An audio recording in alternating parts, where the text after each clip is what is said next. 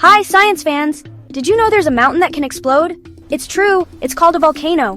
One famous volcano is Mount Vesuvius in Italy. Boom! It erupted a long time ago. The eruption covered everything in hot ash. It was like a really messy breakfast. But guess what? That ash turned everything into stone. We can still see it today. Wow. Imagine Earth is like a giant cake. But instead of being made of delicious layers of sponge and cream, it's made up of different layers of rock and metal. These layers are crucial to understanding how volcanoes are born.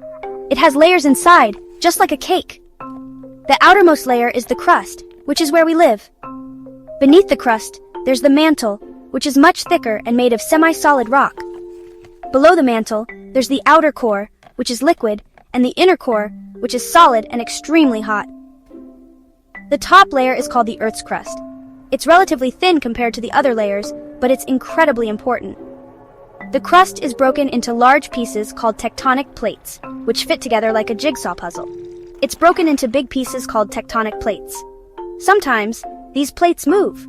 They can drift apart, collide, or slide past each other. This movement is driven by the heat from the Earth's core, which creates convection currents in the mantle. When they bump into each other, one plate can slide under the other. This process is called subduction. As the plate that is being pushed down sinks into the mantle, it melts and forms magma. That makes the hot, gooey stuff underneath, called magma, rise up. Magma is less dense than the surrounding rock, so it moves upward through cracks and weaknesses in the Earth's crust. And guess what? That's how a volcano is born. When the magma reaches the surface, it erupts as lava, ash, and gases, creating a volcano.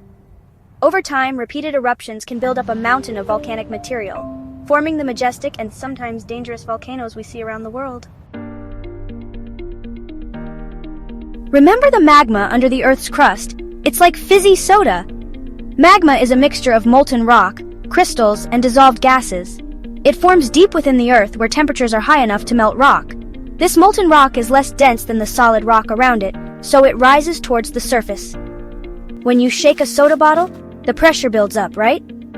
The carbon dioxide gas dissolved in the soda forms bubbles, and these bubbles increase the pressure inside the bottle. If you open the bottle, the gas escapes rapidly, causing the soda to fizz and sometimes even explode out of the bottle. The same thing happens with magma. As magma rises towards the surface, the pressure decreases, allowing the dissolved gases to form bubbles. These gas bubbles expand, increasing the pressure within the magma. If the pressure becomes too great, it can cause the surrounding rock to crack, creating a pathway for the magma to reach the surface. When the pressure gets too high, the magma bursts out of the volcano. That's called an eruption. During an eruption, magma is expelled from the volcano, along with ash, gas, and volcanic rocks. The force of the eruption can vary, from gentle lava flows to explosive blasts that send ash and debris high into the atmosphere. Eruptions can be a little scary, but they're also how Earth releases heat and pressure. Volcanic eruptions play a crucial role in shaping our planet's landscape. They create new landforms, such as islands and mountains, and provide nutrients to the soil, which supports plant life. It's like Earth's way of letting off steam. Just as we might feel better after releasing built-up tension, the Earth also benefits from these eruptions. They help regulate the planet's internal temperature and maintain the balance of gases in the atmosphere. So, while volcanic eruptions can be dangerous, they are also a natural and essential part of Earth's dynamic system. Section 4. Different types of volcanoes. Volcanoes come in different shapes and sizes. Some are tall and pointy like cones. These are called stratovolcanoes. Others are flat and wide like shields. You guessed it, those are shield volcanoes. And some volcanoes look like big round bowls. These are called cinder cones. No matter their shape, all volcanoes are formed by the amazing power of Earth. Section 5. Volcano Trivia Time. Are you ready for some volcano trivia? Let's see how much you've learned. Can you name the biggest volcano on Earth? It's Mauna Loa in Hawaii. What about the most active volcano? That's Kilauea, also in Hawaii. Volcanoes are found all over the world, even under the ocean. Section 6. Meet Mount Magma. Hey there, volcano fans. I'm Mount Magma, and I'm here to tell you all about my awesome parts.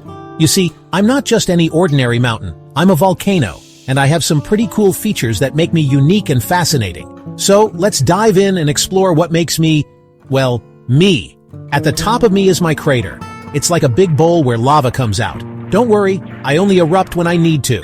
My crater is one of the most exciting parts of me. When I do erupt, the lava that flows out can create new landforms and change the landscape around me. It's a powerful and awe-inspiring sight to see. The lava can be incredibly hot, reaching temperatures of up to 1,250 degrees Celsius, 2,282 degrees Fahrenheit. That's hot enough to melt rock.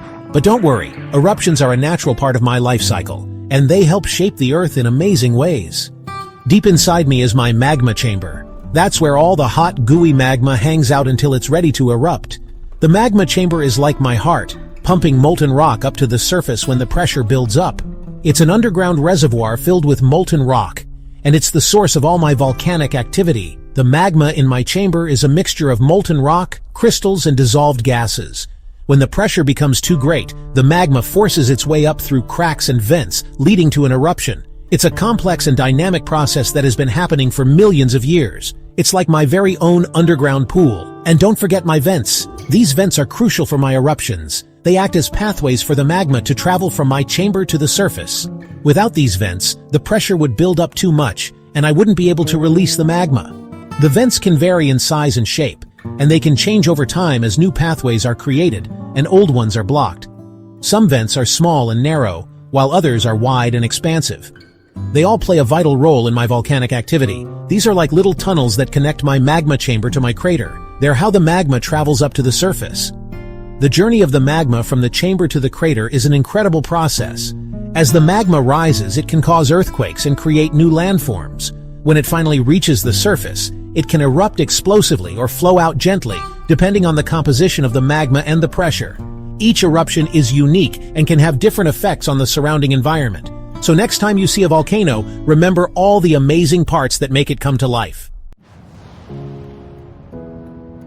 Section 7. Keep exploring. Volcanoes are amazing examples of the power of nature. They remind us that our planet is always changing and full of surprises. So keep exploring, keep asking questions, and keep the spirit of science alive. Bye for now.